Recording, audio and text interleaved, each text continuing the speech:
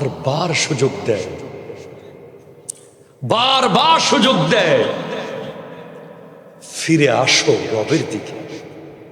ওয়া আনিবু ইলা রাব্বিকুম ওয়া আসলিমু লাহু মিন ক্বাবলি আন ইয়াতিয়াকুমুল আযাবু সুম্মা লা তুনসারুন। ফিরে আসো রবের দিকে, আত্মসমর্পণ করো রবের কাছে। 5 মিনিটের ভিতরে আপনার 5000 গুনাহ ঝরে যাবে। পৃথিবীর সবচেয়ে প্রোটেক্টেড জায়গা মসজিদ। দুনিয়া আপনাকে বের করে দিল ঘর থেকে, সমাজ বের করে দিয়েছে, পরিবার বের করে দিয়েছে, দেশ বের করে দিয়েছে, সবাই বের করে দেবে, কিন্তু আল্লাহর ঘর আপনার জন্য খোলা। পৃথিবীর কারো সাধ্য নাই আল্লাহর ঘর থেকে আপনাকে বের করবে। এই মসজিদগুলো আমাদের হৃদয়ের প্রেমের জায়গা। আমরা যখন রাত্রি বিরাতে সফর করি, কত দূর দূরান্তে যাই, হঠাৎ যখন একটা মসজিদ দেখি মনে হয় যেন আমার অনেক যুগ যুগের পরিচিত কোনো আপনজন দাঁড়িয়ে আছে।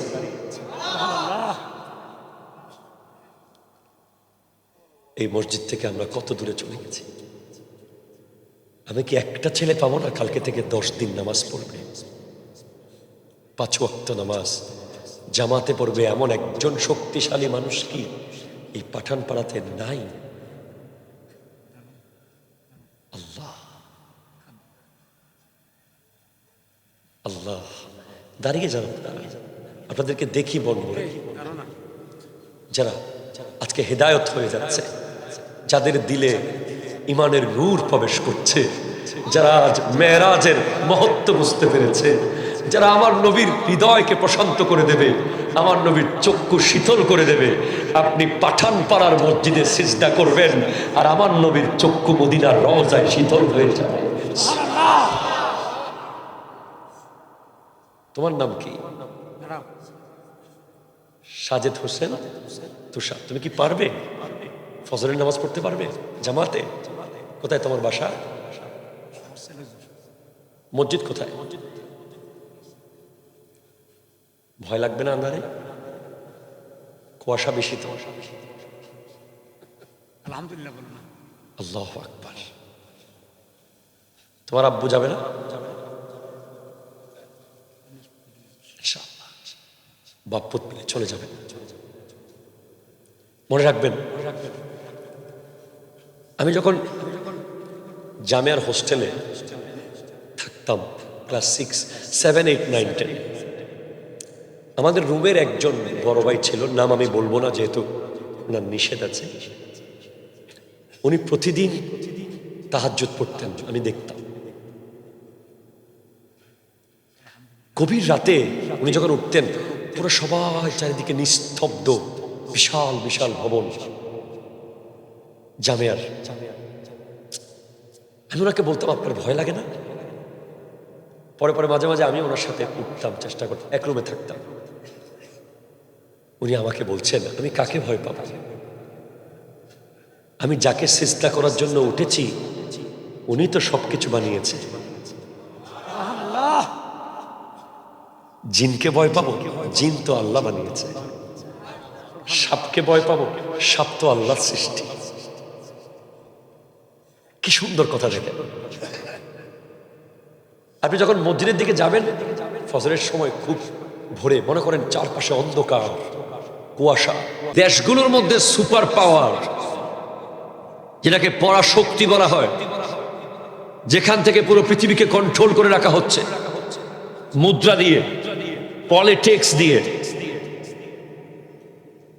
নিত্য নতুন ইনভেনশন, ডিসকভার দিয়ে গোটা দুনিয়াকে যারা কন্ট্রোল করে রেখেছে, সারা পৃথিবীর প্রায় 80টি জায়গায় যাদের ব্যক্তিগত সেনা ঘাঁটি আছে, USA, United state of America, আপনারা জানেন, যেখানকার মেশিন, যেখানকার ফায়ার ফাইটার, যেখানকার আগুন নির্বাপন যন্ত্র, যেখানকার প্রত্যেকটা বিষয় ওয়ার্ল্ডের এক ক্লাস, A+, A1, কিন্তু আল্লাহ সুপার পাওয়ারকে 5 মিনিটে লাগবে না, 5 মিনিট রব্বুল আলামিনের একটা ইশারা যথেষ্ট সুপার পাওয়ার ধ্বংস হয়ে যেতে। ঠিক কিনা কথা বলেন? আপনি দেখেন লস অ্যাঞ্জেলেস জ্বলছে দাবানলে। আজকে আমি এটা নিউজ দেখলাম, সে চেহারা এদিকে চলে আসে, তুমি এদিকে ফিরে যাও, সে চেহারা এদিকে ফিরে আসে। তুমি জিজ্ঞেস করছো তুমি কে? সে বলছে আমি মালাকুল মউত। তোমার মোবাইলে সিনেমা চলছে, তোমার হেডফোনে গান চলছে, তোমার মেসেঞ্জারে বেগানার সাথে কথা চলছে। এমন সময় তোমার সামনে আজরাইল আলাইহিস সালাম যদি চলে আসে, তুমি বলো কি করবা? এটাই আসবেই, হ্যাঁ আসবে, কালকে পরশু তরশু এসে যাবে।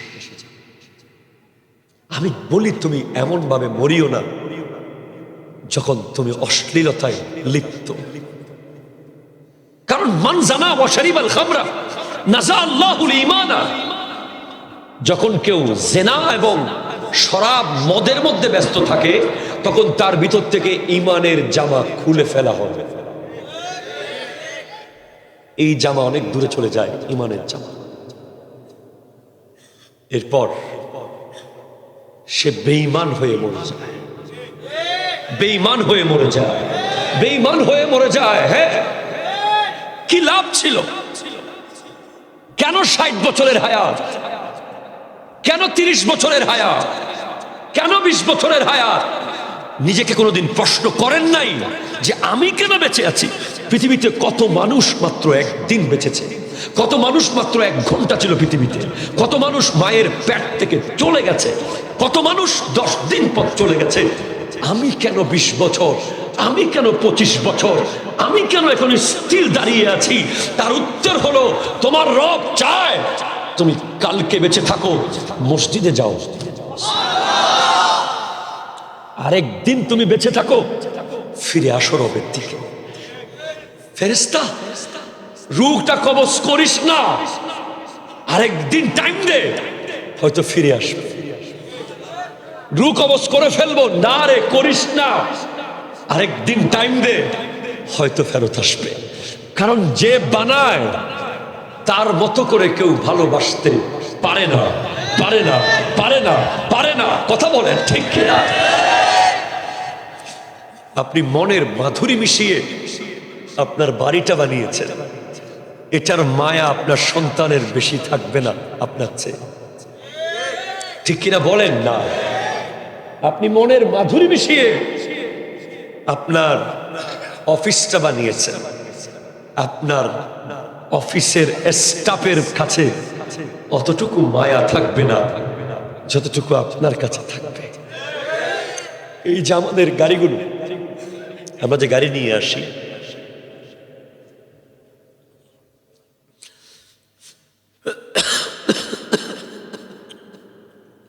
এগুলো বানিয়েছে টয়োটা। তারা যদি দেখতো তাদের গাড়িগুলো আমরা কিরকম কিরকম রাস্তায় ঢুকাই, তারা আর বাংলাদেশে গাড়ি দিত না। ভাঙ্গা সুরা, চিকন বাঁকা ব্রিজ, উঁচু পাহাড়ি এলাকা, ধূপ ধাপ পড়তেছে, কারণ তারা বানিয়েছে গাড়িটা। আমাদেরকে আল্লাহ বানিয়েছে, এজন্য ভয়, ভয়ঙ্কর কিছু আওয়াজ আপনার কানে আসতে পারে। শয়তান বারবার চাইবে আপনাকে ব্যাক করাই ফেলতে। কথা বলতেছেন না? বিশেষ করে মসজিদে যাওয়ার পথে আপনি দেখবেন কিছু আজব শব্দ শুনবেন, কিছু আনফরচুনেট ব্যাপার দেখবেন। তখন আপনি ভাববেন যে আমি যাচ্ছি, তার কাছে যে গোটা সৃষ্টি জগৎ কুন ফায়াকুন বলে বানিয়েছে। অনেক মানুষ বলে না, হুজুর রাত্রে আমার ভয় লাগে, একা আমি এই রুম থেকে রুমে যেতে পারি না, হুজুর আমার ভয় লাগে, আমি এই ঘর থেকে ওই ঘরে যেতে পারি না, হুজুর ভয় লাগে, গভীর রাতে আমি উঠবো কিভাবে? তখন একটা জিনিস ভাববেন যে আপনি যতই ভীতু হন, যতই আপনার মাকে সাথে নিয়ে যান, যতই বাবাকে সাথে নিয়ে যান, যতই সাথে বন্ধু থাকুক, যতই পাশে ইমনিয়াজ থাকুক, আপনাকে মনে রাখতে হবে যে কবরে কিন্তু আপনি একা থাকবেন। এই কবরটা আপনার বাড়ির পাশেও হতে পারে, কবরটা আপনার মসজিদের পাশেও হতে পারে, আবার কবরটা আপনার গোটা বাড়ির মানুষ থেকে 2 মাইল দূরেও হতে পারে। কবরটা হয়তো এমন জঙ্গলে হতে পারে যেখানে হাজার হাজার জিনরা বসবাস করে। কবরটা হয়তো এমন গহীন ঝোপঝাড়ের ভিতরে হতে পারে যেখানে লক্ষ লক্ষ সাপরা বসবাস করে। ওখানেই থাকতে হবে, সেজন্য ভয়ের কিচ্ছু নাই। আমরা যখন রাত বিরাতে দূর দূরান্ত থেকে প্রোগ্রাম থেকে আসি, কত কিছু আমরা দেখি, তখন আমরা একটা কথাই ভাবি, আরে যাই দেখি না কেন, কবরের চেয়ে তো আর ভয়ঙ্কর হবে না। এজন্য ভুলে যান মাথার চুল। আপনি যখন ইন্টারভিউ দিতে যাবেন, ইন্টারভিউ কি বলেন তো, ইম্পর্টেন্ট, ইটস ইম্পর্টেন্ট। চাকরির ইন্টারভিউ দিতে যাবেন না, কি করতে হবে? বসের সামনে যাওয়ার আগে চুলগুলো থাকতে হবে ফর্মাল, স্মার্ট, উগ্র চুল না। ড্রেস, জিন্সের ছেঁড়া প্যান্ট পরে কি ইন্টারভিউ দিতে যাওয়া যাবে? কথা বলে না, কথা বলে না। একটা শার্ট এদিকে ফাড়া, এদিকে ছেঁড়া, এখানে লোগো, এখানে প্লেয়ারের ছবি নিয়ে যেতে পারবেন? বলেন না, বলেন না, বলেন না, বলেন পারবেন? দুনিয়ার সামান্য একটা চাকরি ইন্টারভিউ দিতে যাওয়ার সময় চুল কেটে আসেন, ভালো করে চেহারা ফ্রেশ করেন, ফর্মাল ড্রেস পরেন, আর আপনি কবরে যাবেন না। কবরে এই ইন্টারভিউতে টিকলেই আপনি জান্নাতে যাবেন। এই ইন্টারভিউতে প্রশ্নের উত্তর দিতে পারলে চাকরি না, জান্নাত। কোন জান্নাত? যেখানে শরাবের নহর, যেখানে মধুর ঝর্ণা, যেখানে দুধের ঝর্ণা, যেখানে 70টা হুর আপনার জন্য অপেক্ষা করছে। 3টা প্রশ্নের উত্তর মাত্র দিতে হবে আপনাকে।